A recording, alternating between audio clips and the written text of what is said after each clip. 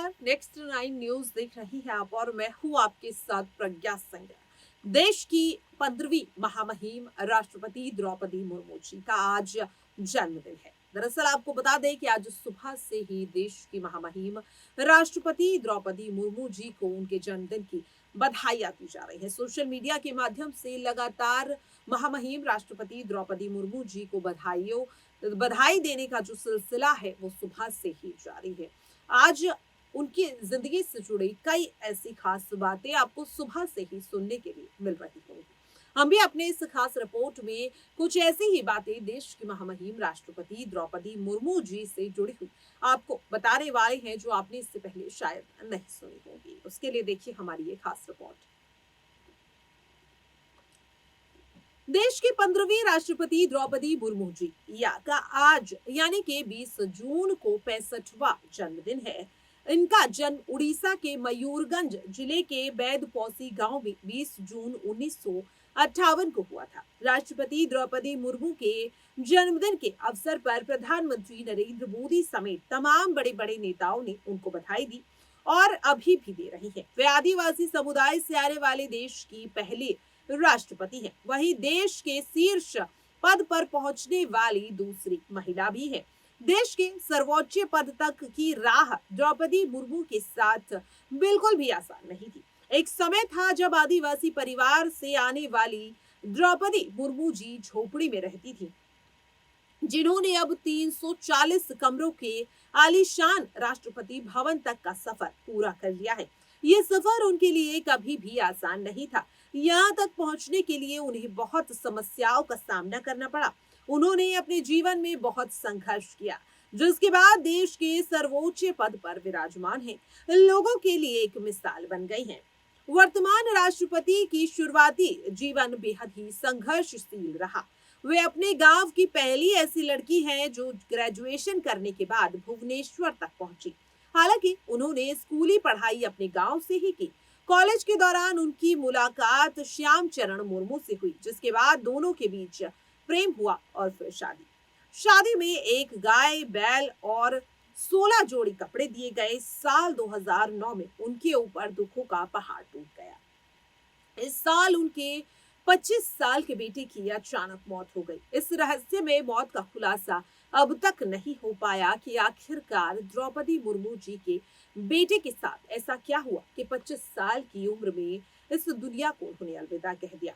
इस क्रूर दर्द से वे निकल नहीं पाई थी कि एक और बुरी खबर मिली। अब उनके दूसरे बेटे की एक रोड एक्सीडेंट में मौत हो गई। इसके अगले ही साल उनके पति की दिल के दौरा पड़ने के बाद निधन हो गया। वे इन सब से बुरी तरह से टूट गई थी। अब उनके परिवार में केवल उनकी बेटी श्रुति मुर्मू ही है। इतिश्री मुर्मू इस वक्त अपने परिवार के साथ खुशहाल जिंदगी बिता रही हैं। आपको बता दें कि इन सभी दुखों को झेलने के बाद राष्ट्रपति द्रौपदी मुर्मू जी ने राजनीति में प्रवेश करने का फैसला लिया। राजनीति में प्रवेश करने से पहले वो सिंचाई और बिजली विभाग में जूनियर असिस्टेंट के रूप में काम कर रही थी। इसके अलावा उन्होंने ऑर्डिनरी असिस्टेंट टीचर के रूप में भी काम किया। राजनीति के करियर में 1997 में पहली बार चुनाव लड़ा और उड़ीसा के रायरंगपुर जिले से पार्षद चुनी गई। फिर साल 2000 में रायरंगपुर से विधानसभा चुनाव जीतने के बाद उनको सरकार में स्वतंत्र प्रभाव का राज्य मंत्री बनाया गया। इसके बाद साल 2002 में उड़ीसा सरकार के मत्स्य एवं पशुपालन मंत्री बनाए जाने के बाद द्रौपदी मुर्मू ने पीछे मुड़कर कभी नहीं देखा। इसके बाद साल 2009 में वे बीजेपी के टिकट पर फिर से विधानसभा चुनाव लड़ी और जीती। साल 2009 में लोकसभा चुनाव भी लड़ा, लेकिन इसमें उन्हें सफलता नहीं मिल पाई। साल 2015 में राष्ट्रपति द्रौपदी मुर्मू जी को झारखंड का राज्यपाल बनाया गया। इसके बाद उन्होंने साल 2022 में देश के सर्वोच्च पद का पदभार संभाला, जिसके साथ वे देश की पहली आदिवासी राष्ट्रपति बनी। आज के दिन द्रौपदी मुर्मू जी 65 वर्ष की हो गई हैं। उन्हें अपने जीवन का आज जिस ख्याति को पाया है, उस रास्ते में बेहद संघर्ष को भी झेला और इसीलिए द्रौपदी मुर्मू जी हमेशा से जमीन से जुड़ी रही और हमेशा उन्होंने जमीन से जुड़कर ही काम किया।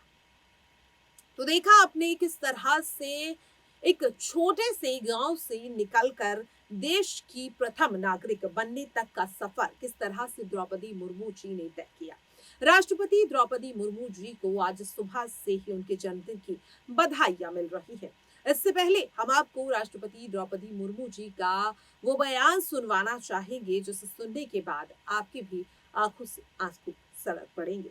मैं जो आप सब जानते हैं, मैं एक छोटी सी गांव से आई हूँ जहाँ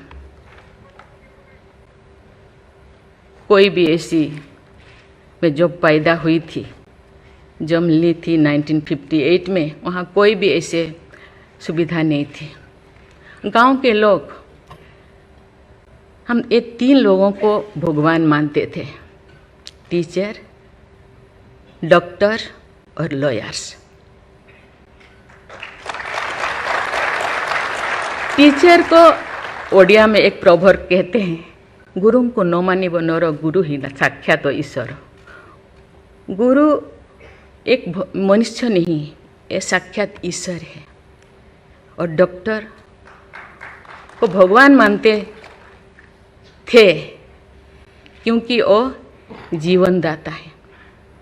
डॉक्टर और लॉयर्स के पास कितने टाइम लोग जाते हैं जो अब परेशान में होते हैं, दुख में, परेशान में।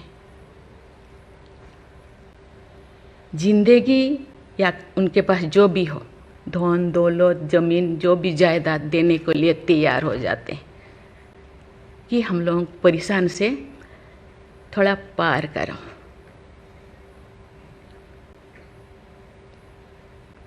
जो मैं एमएलए बनी तो भाग्य से मुझे होम स्टैंडिंग कमेटी का चेयरमैन बनाया गया। मुझे पूरा राज्य में जितने भी प्रिजन, जितने भी जेल था, मुझे घूमने को मौका मिला।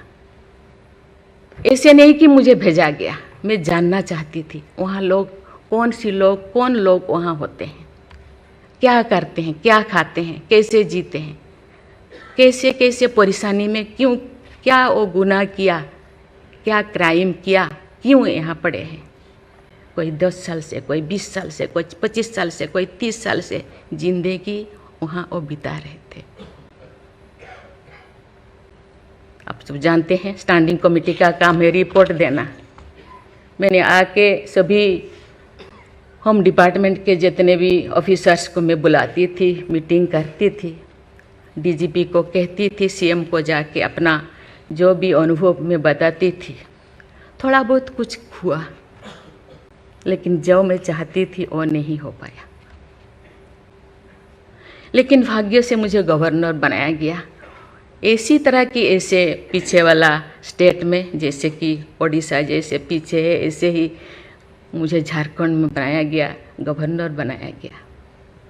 मुझे एक मौका मिला कि सुप्रीम हाई कोर्ट जजों के साथ एक जज यहीं पे, हाई कोर्ट जज यहीं पे बैठे हैं, बोस जी, मैंने देख रही हूँ। 4-5 ऐसे चीफ जस्टिस के साथ मुझे काम करने का, वार्ता करने का मुझे मौका मिला।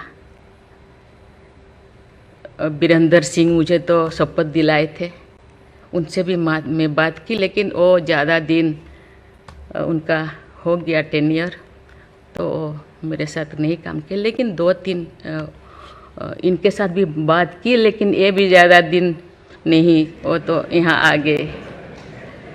लेकिन ऐसे 2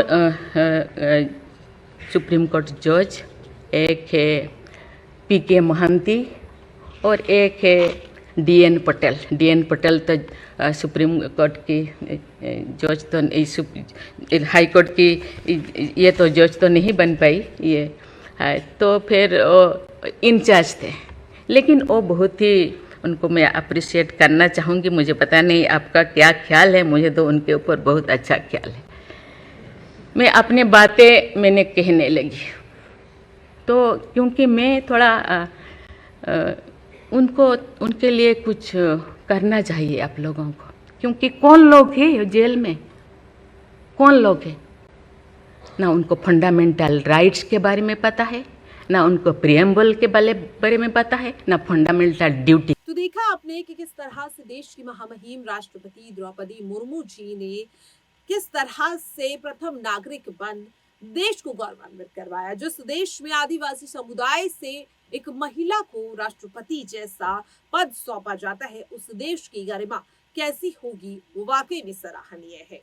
नेक्स्ट 9 न्यूज की ओर से भी देश की प्रथम नागरिक और देश की महामहिम राष्ट्रपति द्रौपदी मुर्मू जी को जन्मदिन की ढेरों बधाई।